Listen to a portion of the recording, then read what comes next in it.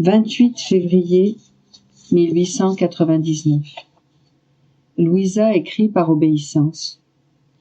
Sur l'ordre de mon confesseur, en ce 28e jour du mois de février de l'an 1899, je commence à écrire ce qui, jour après jour, se passe entre notre Seigneur et moi. En vérité, je ressens une très grande répugnance à le faire. L'effort que cela me demande est si grand que seul le Seigneur peut savoir à quel point mon âme est torturée. Ô sainte obéissance, ton lien est si puissant que toi seul peux me persuader d'aller de l'avant, et outrepassant les montagnes presque infranchissables de mes répugnances, tu me lies à la volonté de Dieu et du confesseur.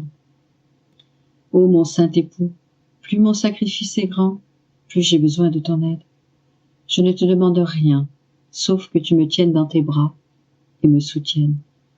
Avec ton aide, je parviendrai à ne dire que la vérité, uniquement pour ta gloire et pour ma plus grande confusion. Ce matin, vu que le confesseur célébrait la messe, j'ai pu recevoir la communion.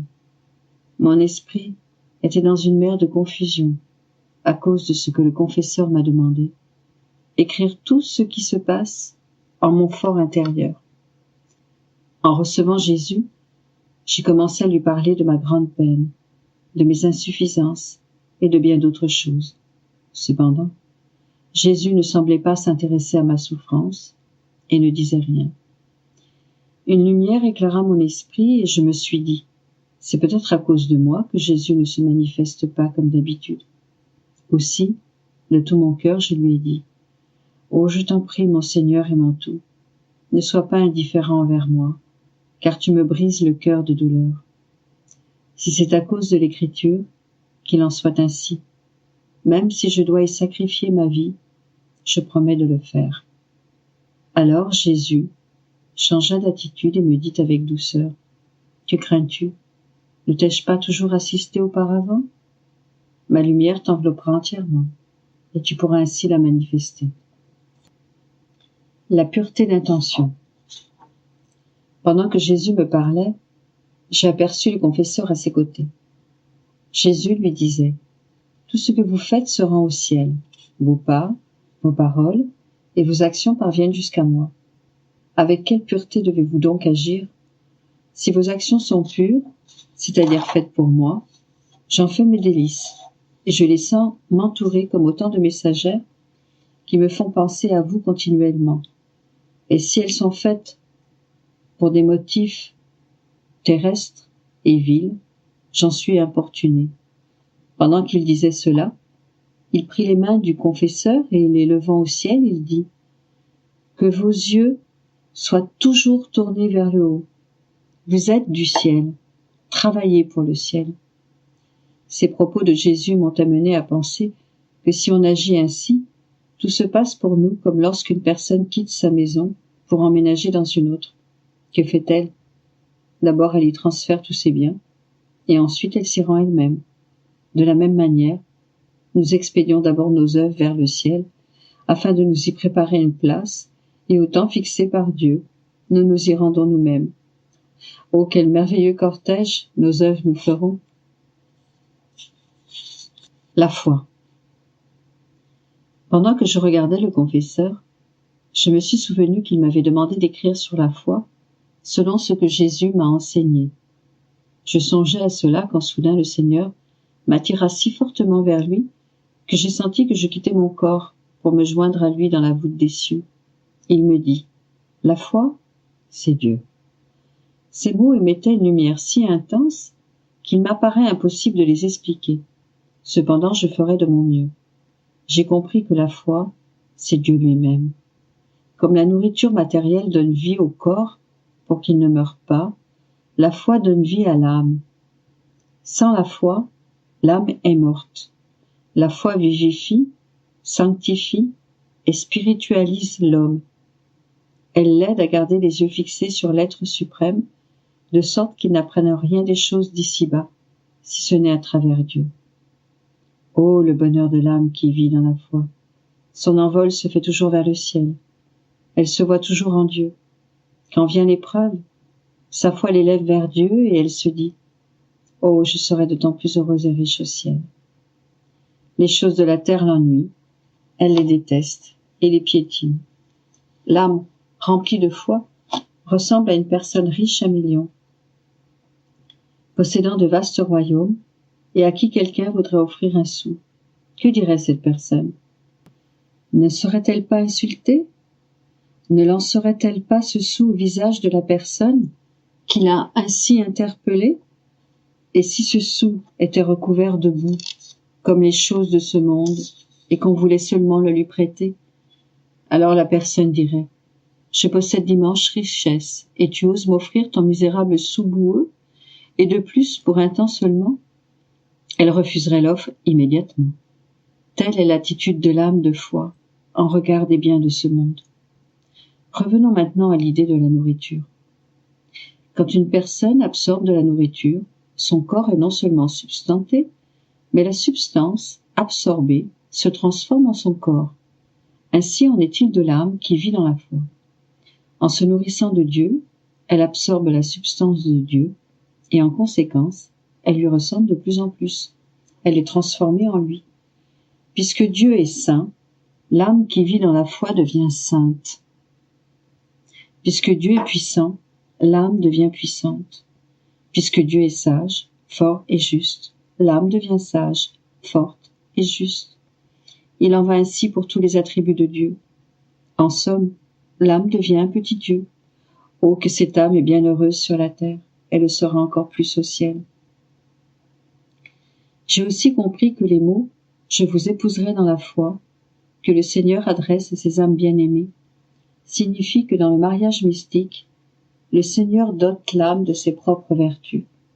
Cela ressemble à ce qui arrive à deux époux. En mettant leurs biens en commun, les biens de l'un ne sont plus distincts de ceux de l'autre. Tous deux en sont propriétaires. Dans notre cas, cependant, l'âme est pauvre et tous ses biens viennent du Seigneur. La foi est comme un roi au milieu de sa cour. Toutes les autres vertus l'entourent et la servent.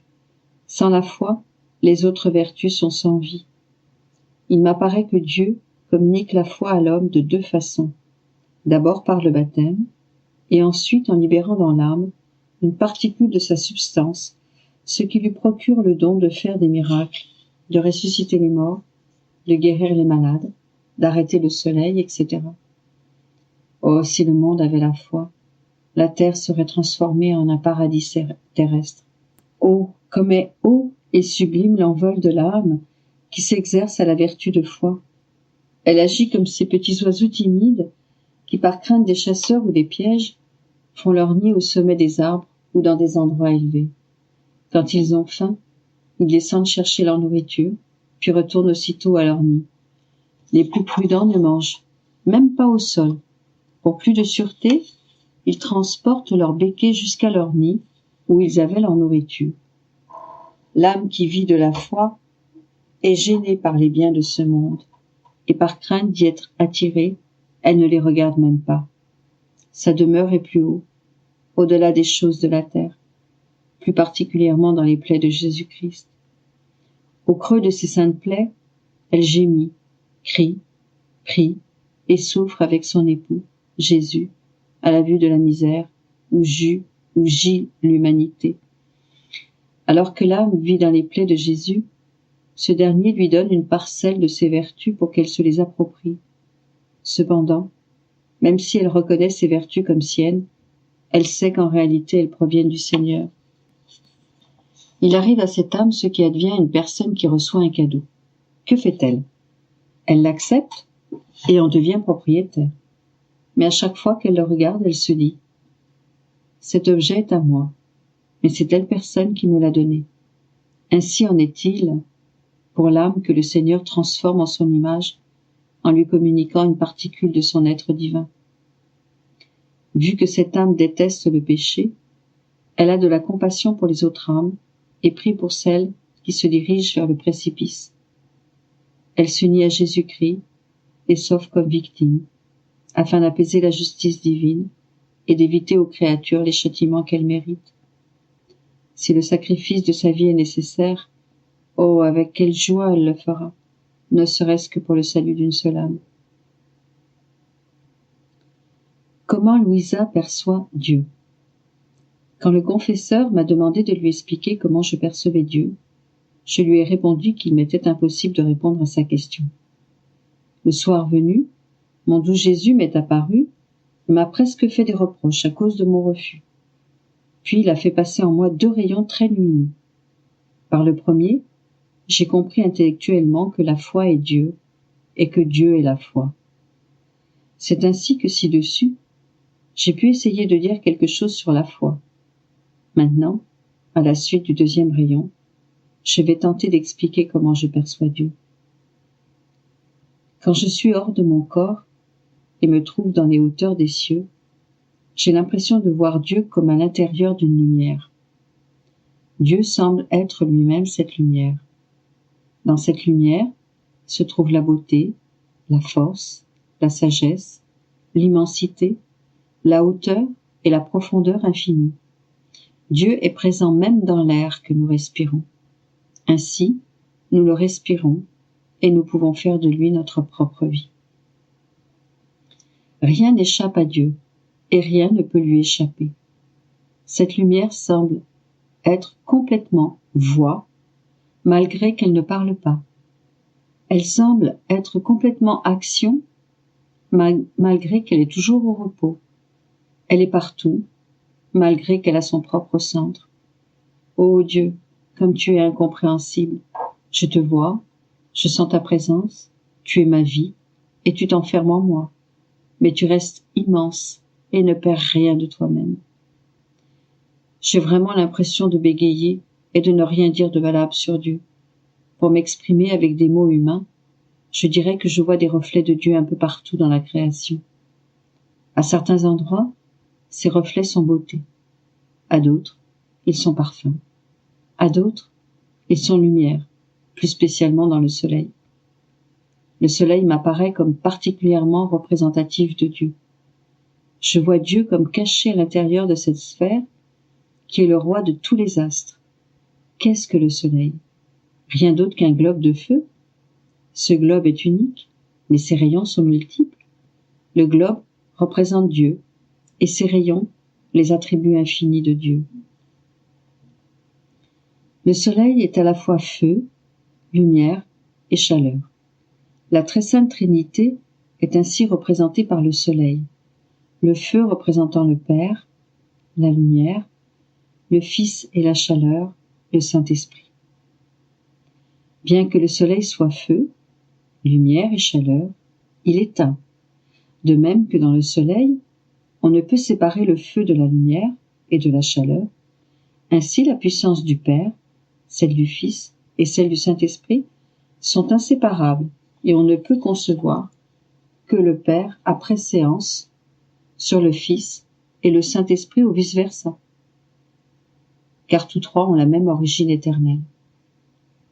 Au même titre que la lumière du soleil se diffuse partout, Dieu est présent partout par son immensité. Cependant, la comparaison avec le soleil est ici défaillante, puisque le soleil ne peut atteindre les endroits où sa lumière ne peut pénétrer, alors que Dieu est présent absolument partout. Dieu est pur esprit. Le soleil s'ajuste aussi à cet aspect de Dieu, puisque ses rayons pénètrent partout, alors que nul ne peut les saisir. À l'instar du soleil, qui n'est aucunement affecté par la laideur des objets qu'il peut éclairer, Dieu voit toutes les iniquités des hommes, tout en demeurant parfaitement pur, saint et immaculé. Le soleil répand sa lumière sur le feu, mais ne se consume pas, sur la mer et les rivières, mais ne se noie pas. Il illumine tout, féconde tout, donne vie à tout par sa chaleur, mais il ne perd rien, ni de sa lumière, ni de sa chaleur. Malgré tout le bien qu'il fait aux créatures, il n'a besoin de personne et reste toujours le même, majestueux, brillant et immuable. Oh, comme il est facile de voir les attributs divins à travers le soleil. Par son immensité, Dieu est présent dans le feu, mais ne se consume pas. Il est présent dans la mer, mais ne se noie pas. Il est présent sous nos pas, mais n'est pas écrasé. Il donne à tous sans s'appauvrir, et n'a besoin de personne. Il voit tout et entend tout. Il connaît chaque fibre de nos cœurs et chacune de nos pensées. Bien que, étant pur esprit, il n'a ni yeux ni oreilles. L'homme peut se priver de la lumière du soleil et de ses effets bénéfiques, mais cela n'affecte en rien le soleil. Tout le mal résultant de cette privation retombe sur l'homme sans que le soleil en soit le moindrement affecté. En péchant, le pécheur s'éloigne de Dieu et perd ainsi la jouissance de sa présence bénéfique, mais cela n'affecte aucunement Dieu. Le mal revient en propre au pécheur. La rondeur du soleil symbolise l'éternité de Dieu, qui n'a ni commencement ni fin. La lumière du soleil est si intense qu'on ne peut le fixer longtemps sans en être ébloui. Si le soleil se rapprochait des hommes, ceux-ci seraient réduits en cendres. Il en va ainsi concernant le soleil divin. Aucun esprit créé ne peut le pénétrer. Si on tentait de le faire, on en serait ébloui et confondu. Si pendant que nous habitons encore notre corps mortel, le divin soleil voulait nous manifester tout son amour, nous serions réduits en cendres. Bref, Dieu sème des reflets de lui-même dans toute la création, et cela crée en nous l'impression de le voir et de le toucher. Ainsi, nous sommes continuellement rejoints par lui. Après que le Seigneur me dit les mots « La foi, c'est Dieu », je lui ai demandé « Jésus, m'aimes-tu » Il répondit « Et toi, m'aimes-tu » Je repris « Oui, Seigneur, et tu sais que sans toi, j'ai l'impression qu'il n'y a pas de vie en moi. » Jésus poursuivit donc « Tu m'aimes et je t'aime. Alors aimons-nous et restons toujours ensemble. » C'est ainsi que se termina notre rencontre, au moment où l'après-midi prenait fin. Qui pourrait dire tout ce que mon esprit a saisi concernant le divin soleil? J'ai l'impression de le voir et de le toucher partout. Je m'en sens revêtu à l'intérieur et à l'extérieur. Cependant, même si je sais certaines choses sur Dieu, dès que je le vois, j'ai l'impression de n'avoir rien compris. Pire encore, il me semble n'avoir rien dit, que des sottises. J'espère que Jésus me pardonnera toutes mes sottises.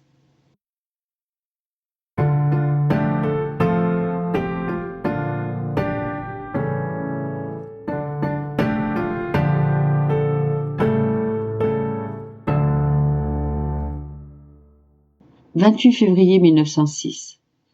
Le plus grand honneur qu'une âme puisse donner à Dieu, c'est de dépendre totalement de sa volonté. Alors, Dieu lui communique sa vérité. Ce matin, mon Jésus béni vint et me dit « Ma fille, le plus grand honneur qu'une créature puisse donner à Dieu, en tant que son créateur, c'est de dépendre totalement de sa volonté. Alors, Dieu répand sa grâce en elle. » Pendant que Jésus béni disait cela, une lumière émanait de lui, me faisant comprendre la manière dont sa grâce est communiquée à l'âme. Je l'ai compris ainsi. L'âme, par exemple, ressent l'anéantissement d'elle-même. Elle voit son néant, sa misère et son incapacité à faire même un soupçon de bien. Ensuite, pendant qu'elle est dans cet état, Dieu, qui par nature est vérité et ne peut tromper, ni être trompé, lui communique sa vérité. En tout, l'âme se voit exactement comme elle est, sans tromperie, sans ténèbres. Elle devient par grâce ce que Dieu est par nature. Elle sent du dédain pour les choses terrestres, voyant en elle instabilité, caducité et duperie. Pendant qu'elle est dans cet état, Dieu lui communique la grâce de l'amour vrai, de l'amour éternel. Il lui communique sa beauté et la séduit. Ainsi, elle devient remplie de l'amour et de la beauté de Dieu. En somme, alors que Dieu est par nature l'amour éternel, l'âme devient amour par grâce.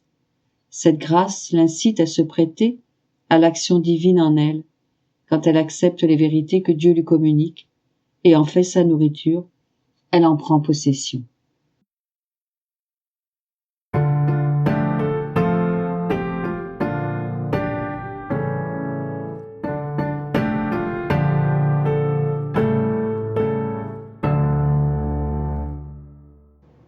28 février 1912.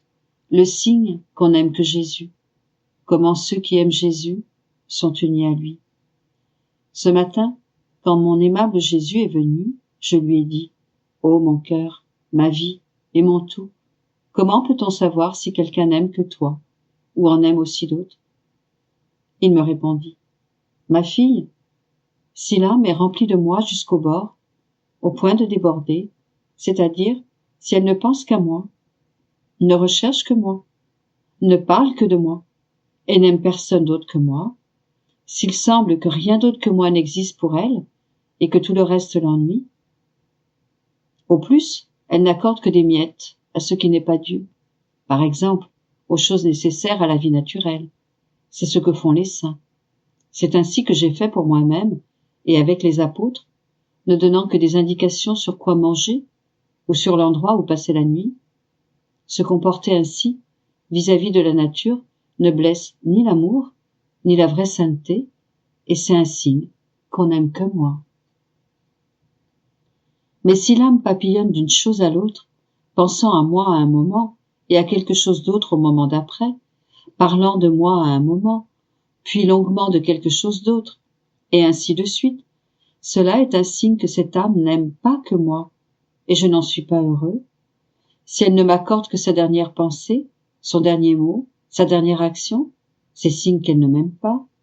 Et même si elle me donne certaines choses, ce ne sont que de misérables débris, et c'est ainsi que font la plupart des créatures.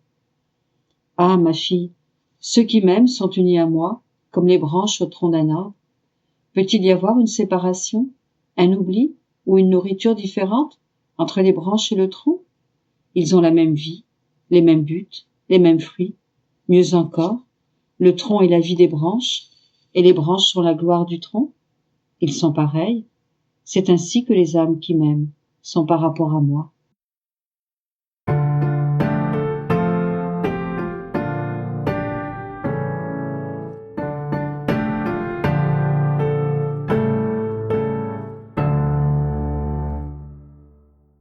« 28 février 1924. Tous les biens que Dieu a placés dans la création pour les créatures sont suspendus dans sa volonté en attendant que la volonté humaine revienne à l'ordre original. Pendant que je priais, je sentais mon aimable Jésus en moi, priant à un moment, souffrant à un autre et travaillant à un autre. Il m'appelait souvent par mon nom et je lui disais « Jésus, que veux-tu? Que fais-tu? Tu me parais très occupé et très souffrant.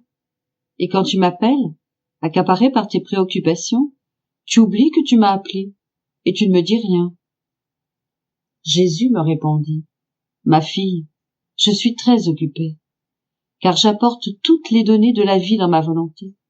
C'est nécessaire que je fasse cela d'abord en toi. Et pendant que je le fais, j'illumine tout ton intérieur de la lumière infinie de ma volonté, afin que ta petite volonté humaine soit pleinement unie à la mienne et en reçoive tous les biens qu'elle veut donner à la volonté humaine.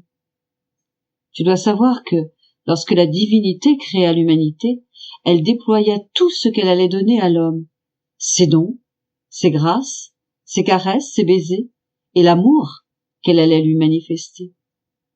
De la même façon qu'elle lui avait livré le soleil, les étoiles, l'azur des cieux, et toutes les autres choses, elle avait aussi rangé tous les dons, avec lesquels elle devait enrichir son âme.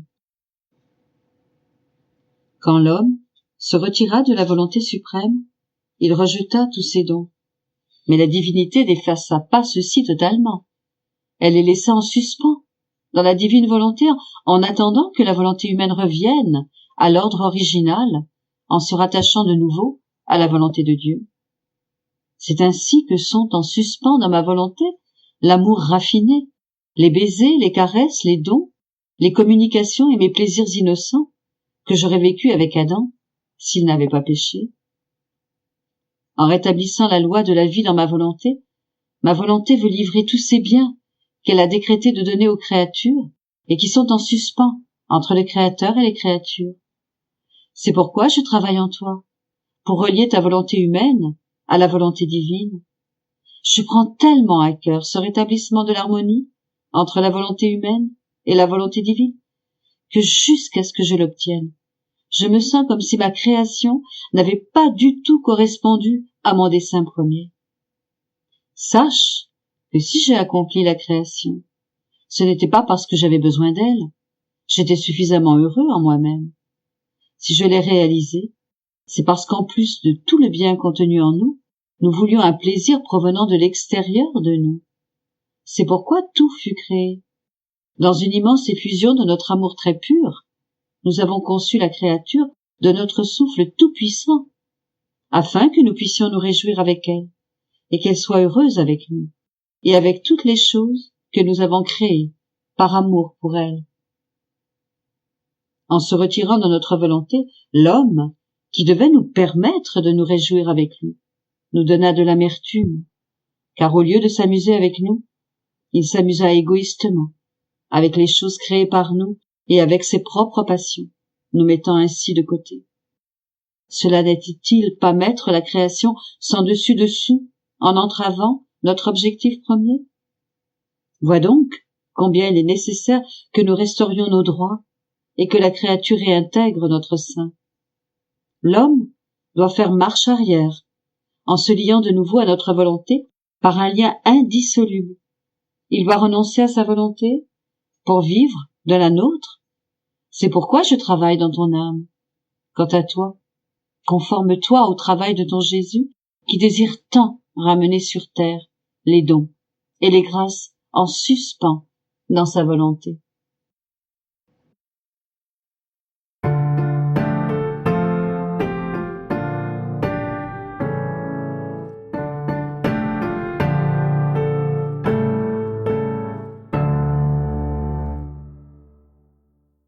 « 28 février 1926. Chaque fois que l'âme s'occupe d'elle-même, elle perd un acte dans la divine volonté, ce que signifie perdre cet acte. J'étais toujours parmi mes peurs, et mon toujours aimable Jésus, se faisant voir toute bonté, me dit « Ma fille, ne perds pas de temps, parce que chaque fois que tu te préoccupes de toi, c'est un acte de ma volonté que tu perds. Et si tu savais seulement ce que signifie perdre un seul acte dans ma volonté, tu perds un acte divin, cet acte qui embrasse toute chose et toute créature et qui contient tous les biens qui existent dans le ciel et sur la terre. Plus encore, étant donné que ma volonté est un acte continu qui n'arrête jamais sa course, je ne peux pas non plus attendre lorsque tu t'arrêtes à cause de tes peurs. Il est préférable que tu suives cet acte dans sa course continue plutôt que d'attendre que tu sois prête à le suivre. Et non seulement tu perds du temps, mais comme je dois t'apaiser et te relever de tes frayeurs pour te remettre sur le chemin de ma volonté, tu m'obliges à m'occuper de choses qui ne concernent pas le vouloir suprême. Mon ange lui-même, qui est près de toi, reste l'estomac vide, parce que chaque acte que tu as accompli dans ma volonté, en suivant sa course, est une béatitude accidentelle de plus dont il jouit, étant tout près de toi. Et c'est un paradis de joie redoublée que tu lui offres, si bien qu'il se sent heureux dans sa destinée de t'avoir sous sa garde. Et comme les joies du ciel sont communes, ton ange offre la béatitude accidentelle qu'il a reçue de toi, son paradis redoublé, à toute la cour céleste comme fruit de la divine volonté de sa protégée. Toute la cour céleste fête, magnifie et loue la puissance, la sainteté, l'immensité de ma volonté. Par conséquent, sois attentive. Dans ma volonté, on ne peut pas perdre du temps. Il y a beaucoup à faire. Tu dois suivre l'acte d'un Dieu, lequel n'est jamais interrompu. Ayant dit cela, il disparut, et je restai inquiète en voyant le mal que je faisais, et je me dis, comment est-il jamais possible qu'en me plaçant dans la divine volonté, en oubliant tout le reste comme si rien d'autre n'existait que la volonté éternelle, je participe à tout ce que contient cette aimable volonté. Jésus revint et ajouta : Ma fille, il est juste que celle qui est née dans ma volonté connaisse les secrets qu'elle contient. De plus, la chose est en elle-même très simple et comme naturelle.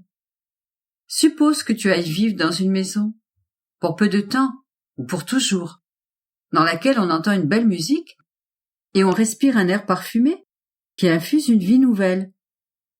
Ce n'est pas toi qui as mis cette musique et cet air parfumé qui régénère tes forces à une vie nouvelle. Ajoutons que cette maison contient des tableaux magnifiques, des choses ravissantes, des jardins que tu n'avais jamais vus avec des plantes et des fleurs innombrables, des repas délicieux que tu n'avais jamais goûtés auparavant. Oh, quel plaisir tu prends à admirer toutes ces beautés, à savourer ces mets délicieux. Et rien de tout cela n'a été placé par toi. Pourtant, tu participes à tout cela parce que tu es dans cette maison.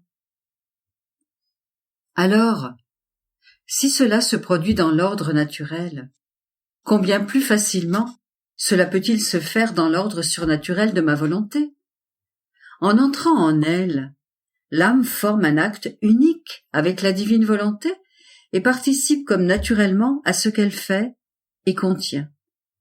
De plus, pour vivre dans ma volonté, l'âme est d'abord dépouillée des vêtements de l'ancienne culpabilité d'Adam et revêtue des vêtements du nouveau et saint Adam. Son vêtement est la lumière de la volonté suprême elle-même, par laquelle toutes ces divines manières lui sont communiquées, lesquelles seront nobles et communicatives à toutes les âmes. Cette lumière fait perdre à l'âme ses traits humains et restaure en elle la physionomie de son Créateur. Où donc alors est la merveille si tu participes à tout ce que possède la divine volonté? Puisque une est la vie et une la volonté. Par conséquent, sois attentive. Je te l'ai recommandé. Sois-moi toujours fidèle, et ton Jésus te fera toujours vivre dans sa volonté. Je veillerai à ce que tu n'en sortes jamais.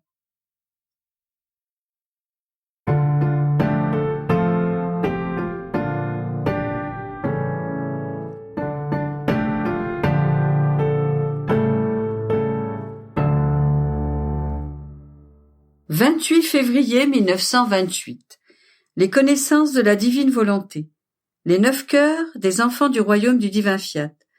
Les connaissances sur le fiat de Dieu ont la vertu d'élever la créature jusqu'à son origine première et sont comme le pinceau du « faisons l'homme à notre image et à notre ressemblance » qui peint l'image du Créateur dans la créature. Chaque connaissance additionnelle de la divine volonté est une nouvelle création qu'elle forme dans la créature. Louisa, la petite fille dépositaire de la divine volonté. Le père Di Francia et les autres défunts confesseurs de Louisa. La différence entre celle qui apporte les connaissances de la divine volonté de la terre et celle qui les acquiert au ciel.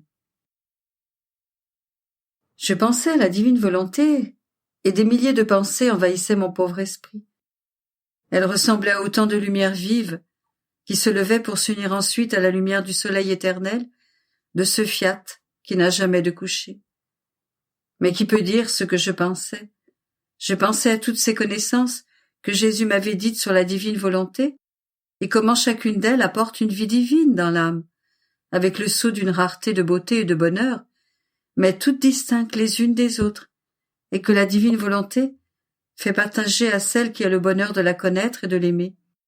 Aussi, je me disais, une connaissance de plus ou de moins fera une grande différence entre une âme et une autre. Et j'étais triste, en pensant à mes confesseurs décédés, qui tenaient tant à ce que j'écrive ce que mon bien-aimé Jésus me disait sur la divine volonté. J'étais triste pour le vénérable père Di Francia, qui avait fait tant de sacrifices. Il était venu de loin, avait encouru des dépenses pour la publication, et au moment où tout allait commencer, Jésus l'a appelé au ciel Alors, sans avoir toutes ces connaissances concernant le fiat, ils ne posséderont pas toutes les vies et les raretés de beauté et de bonheur que contiennent ces connaissances.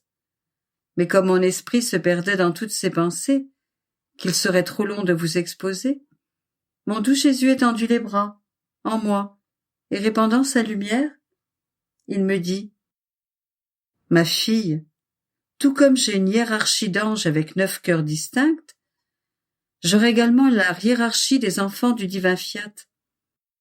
Elle aura 9 cœurs, et ils seront distincts les uns des autres, par la variété des beautés qu'ils auront acquises par les connaissances de mon fiat, les uns plus et les autres moins. Ainsi, chaque connaissance additionnelle de ma divine volonté est une création nouvelle qu'elle forme dans les créatures, une création nouvelle de bonheur et de beauté inaccessible, car c'est une vie divine qui coule en elle et apporte toutes les nuances de beauté de celui qui les manifeste, toutes les notes et tous les sons de joie et de bonheur de notre être divin.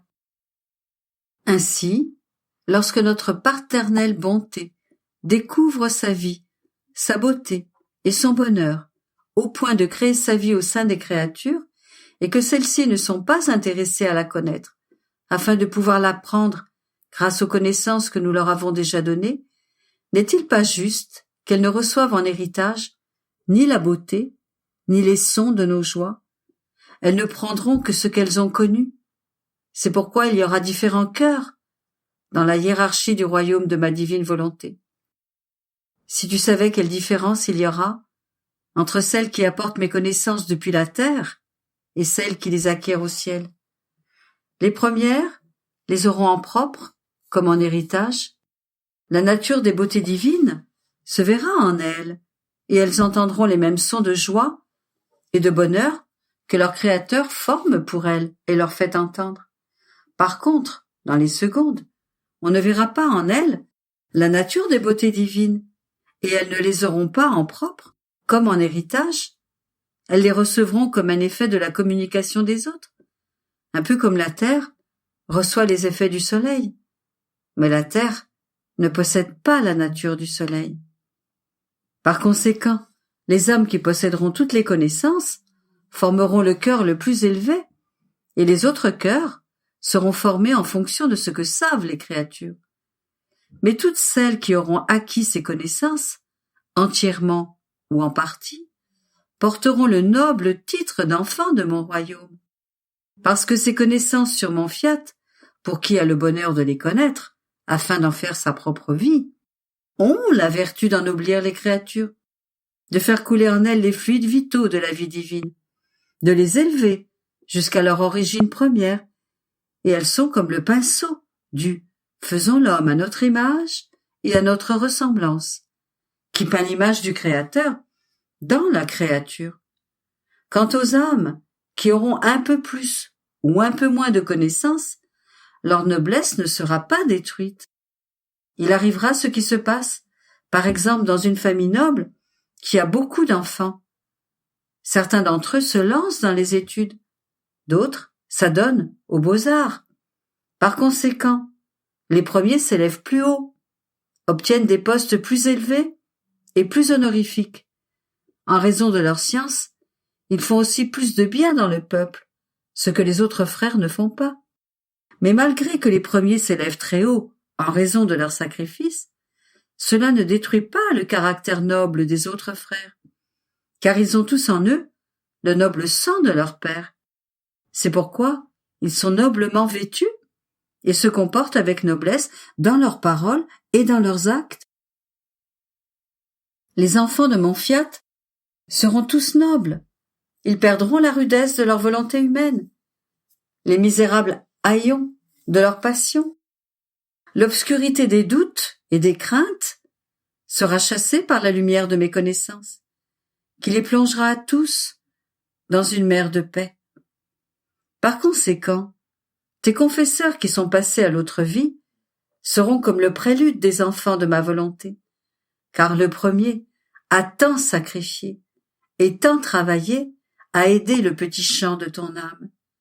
Et même si je te parlais alors très peu de mon fiat, parce qu'il fallait d'abord que je t'y dispose.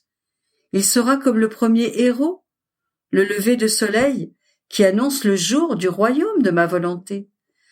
Tes deuxième et troisième confesseurs, qui ont tant participé et connaissaient une grande partie des connaissances de mon royaume, et qui ont fait tant de sacrifices, spécialement le troisième, qui voulait tellement qu'elle soit connue, et qui s'est tant sacrifié par ses écrits. Ces deux-là seront comme le soleil qui s'élève et prend sa course pour former la pleine lumière du jour. Ceux qui suivront seront comme le plein midi du grand jour de ma volonté. Selon l'intérêt qu'ils ont eu et qu'ils auront, ils seront placés les uns à la première heure du jour de ma volonté, les autres à la seconde ou à la troisième, et d'autres encore en plein midi.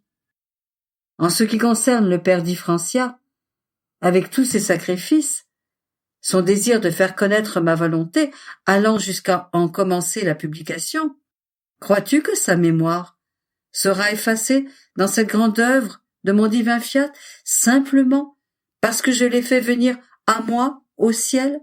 Non, non, il occupera au contraire la première place, car venu de loin, il s'est mis à la recherche de la chose la plus précieuse qui puisse exister au ciel et sur la terre, de l'acte qui me glorifiera le plus, qui me rendra la gloire la plus parfaite de la part des créatures, et dont elles recevront tous les biens. Il a préparé le terrain pour faire connaître ma divine volonté. C'est si vrai qu'il ne s'est rien épargné, ni sacrifice, ni dépense. Et bien qu'il n'ait pas terminé la publication, il a ouvert la voie pour qu'un jour ma volonté soit connue et puisse avoir sa vie au milieu des créatures. Qui pourrait jamais faire que le père Differentia n'ait pas été le premier à faire connaître le royaume de ma volonté? Et parce que sa vie s'est éteinte, la publication ne serait pas achevée?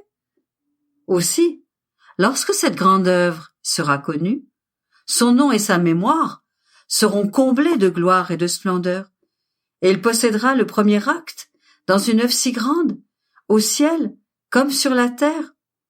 En fait, pourquoi se dispute-t-on pour garder les écrits de mon divin fiat? Parce que c'est lui qui a emporté les écrits pour les faire publier. Sinon, qui en aurait parlé? Personne. Et s'il n'avait pas fait comprendre l'importance et le grand bienfait de ces écrits, personne ne s'y serait intéressé. Ma fille, ma bonté est si grande que je récompense justement et surabondamment le bien que peut faire la créature, spécialement dans cette œuvre de ma volonté à laquelle j'attache tant d'importance. Que ne vais-je pas accorder à celui qui s'emploie et se sacrifie pour mettre en sûreté les droits de mon fiat éternel? Ma prodigalité sera si excessive que le ciel et la terre en seront émerveillés. En entendant cela, je me disais, si ces connaissances recèlent tant de biens, et si mon doux Jésus continue à révéler d'autres connaissances sur son fiat à d'autres âmes, n'est-ce pas à elles que sera attribuée cette grande œuvre? Et Jésus, se hâtant de se manifester en moi, me dit, « Non, non, ma fille, tout comme il sera dit que le père Differentia a été le premier propagateur, tes confesseurs, les collaborateurs, il sera dit que la petite fille de ma volonté a été choisie pour une mission spéciale et a été la première dépositaire à qui fut confié un si grand bien. Imagine une personne qui a fait une importante invention. Il est possible que d'autres la propagent, la diffusent, l'imitent et la développent. Mais personne ne pourra dire « Je suis l'inventeur de cette œuvre ». On dira toujours « C'est cette personne qui en est l'inventeur ». C'est ce qui se passera avec toi. On dira que l'origine du royaume de mon divin fiat, la dépositaire, c'était la petite fille de ma volonté.